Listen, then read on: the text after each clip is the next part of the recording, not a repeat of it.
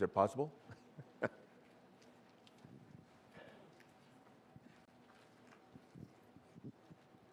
So my question is for both of you. It's for Mr. Katyal and I assume I'm pronouncing that correctly. I apologize if I'm not.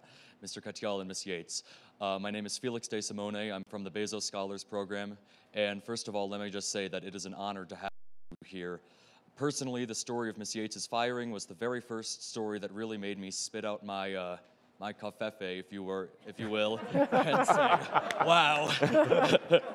And Mr. Katyal's fight against the travel ban really helped cement, but the majority of the House and Senate clearly do not agree. So my question is there a tipping point similar to, say, a modern-day Saturday Night Massacre, at which point the House and Senate Republicans will jump ship and join the call for impeachment? And if so, what is this tipping point? Have fun.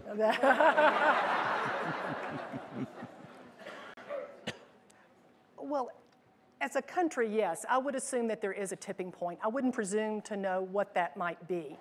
But, one of the things that's concerned me a little bit, as folks have talked about the special counsel investigation that's going on now that Bob Mueller is doing, I know Bob Mueller, and folks ought to have tremendous confidence in him. I mean, he is the consummate professional. He is going to call it like he sees it. He's going to do this the right way. But Bob Mueller is going to be deciding whether or not crimes were committed that then could be used for prosecution or for impeachment. Surely that's not our bar. That's not the standard of conduct that we're looking for from our president or our administration. It shouldn't just be whether you committed a felony or not.